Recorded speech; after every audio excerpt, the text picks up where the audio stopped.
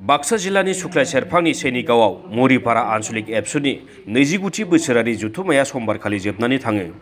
एबसुनि मरिपारा आन्चलिकनि आफादगिरि हिरेन सिंह बसुमतारीनि सामलायनायाव जानाय गेवलां मेलनि थांखिखौ बुंफोरै एबसुनि मरिपारा आन्चलिकनि नेहाथारि प्रदीप नार्जारिया ओजोंहाय मेलखौ बेखेवनानै होयो एबसुनि बाक्सा जिल्लानि आफादगिरि उमेश बर'आ। जथुम्मायाव एबसुनि मिरु दैदेनगिरि दिनेश ब्रह्म, बिटिसिनि बुंथिगिरि कातिराम बर', इउपिपिएलनि दैदेनगिरि फैलाजे बरगयारी, तामुलपुर बियाबनि एमएलए जलेन दैमारी, राभा फरायसा आफादनि नेहाथारि दीपांकर राभा आरो उत्तर पेटना आन्चलिक आसुनि आफादगिरि नयनज्योति कलितायाबो नुजाथियो।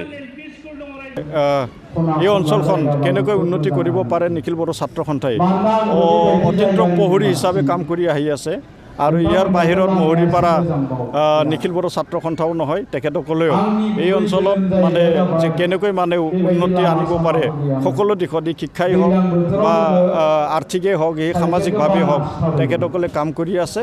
আৰু নিশ্চয় আজি ইয়াত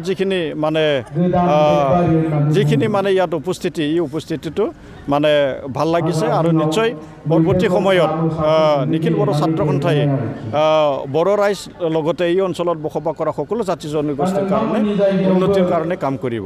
নিখিল বড়ো ছাত্ৰ সন্থাই আগন্তুক 5 বছৰ আমি এই অঞ্চলটো শিক্ষা ক্ষেত্ৰত আগবঢ়াবৰ কাৰণে আমি এটা মিছন লৈছোঁ আৰু মিছনটো হ'ল mission skill and quality education. बेलासिनि हारिमु मोनाबिलिखौ बेखेवनानै होदोंमोन बिटिआरनि इएम रनेन्द्र नार्जारिया।